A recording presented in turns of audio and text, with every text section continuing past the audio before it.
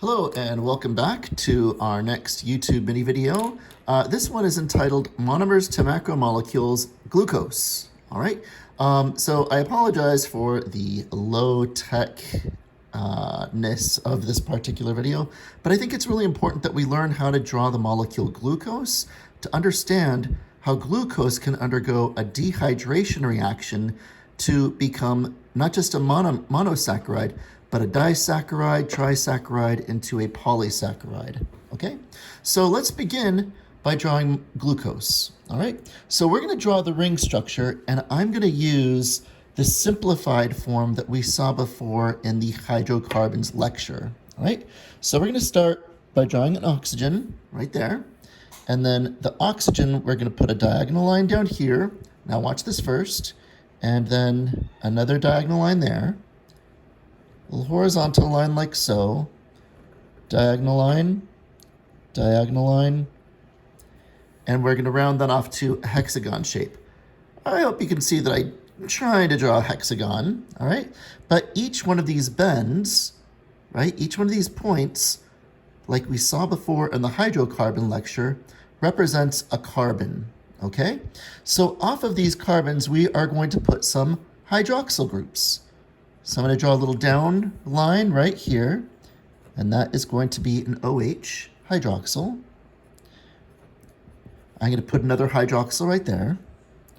This hydroxyl I'm going to put up from the ring structure, OH.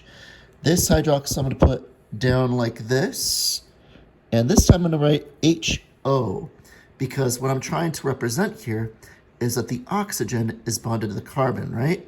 So it's carbon to oxygen, carbon to oxygen, carbon to oxygen, right? So depending on whether it says HO or O, right? That just means that this bond here connects the oxygen to the carbon. Now off of this shoulder up here, this little bend, I'm gonna write CH2OH. And that just really means that the carbon is bonded to a carbon right here, but it has two hydrogens and it also has a hydroxyl group off of that carbon. Okay, so I want you to go ahead and draw this and go ahead and pause. And I'm going to go through this and I'm going to number these carbons. And this numbering convention actually becomes very important later. And I'm going to do this in a nice bright color. This is the one, carbon number 1, all right?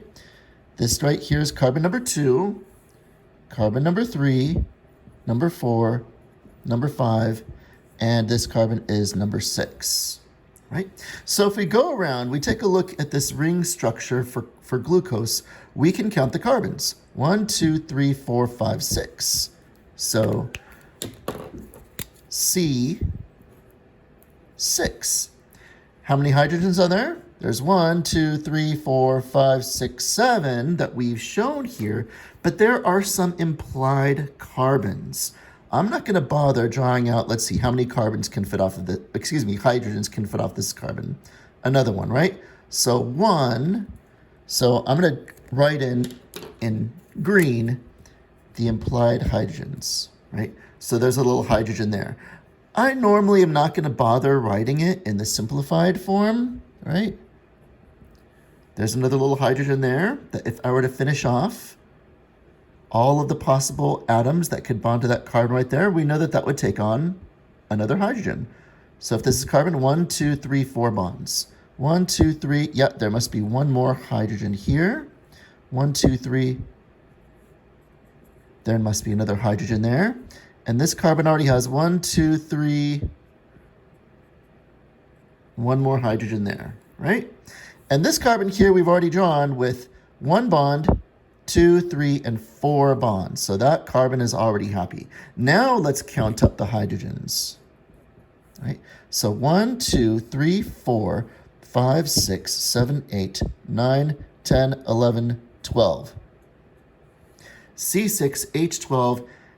And then what is the rest of the molecular formula for glucose? C6H12O6.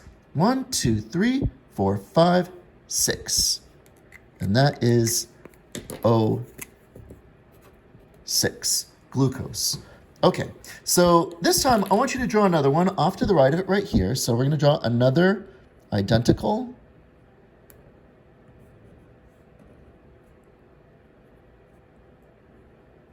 glucose molecule.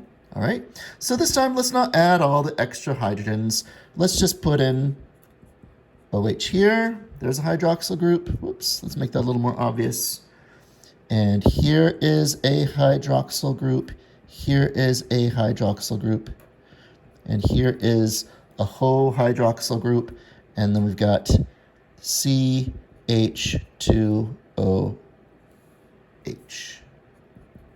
Right?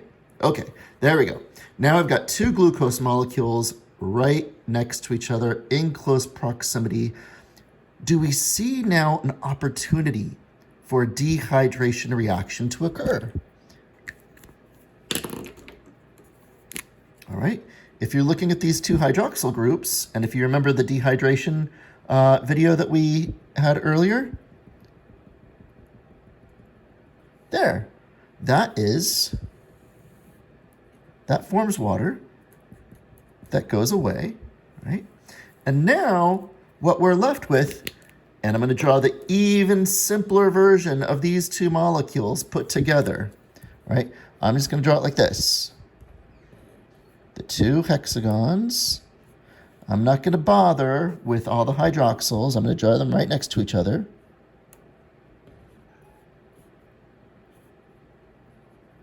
All right. So these are two very simplified glucose molecule ring structures. I'm not bothering with all the hydroxyl groups. I'm not bothering with all the hydrogens. But what is the atom that's left over when oxygen goes away? It's oxygen, right? So there's a little oxygen bridge between those two glucose molecules, right? So two glucose molecules undergo dehydration to become a disaccharide. And this particular disaccharide is called maltose, right? Maltose, a disaccharide. Can we add any other glucose molecules onto here? Yes, of course we can. We just undergo more dehydration reactions, lengthening the chain. All right, so that's what I've got for you for monomers to macromolecules, glucose, and then eventually into a polysaccharide.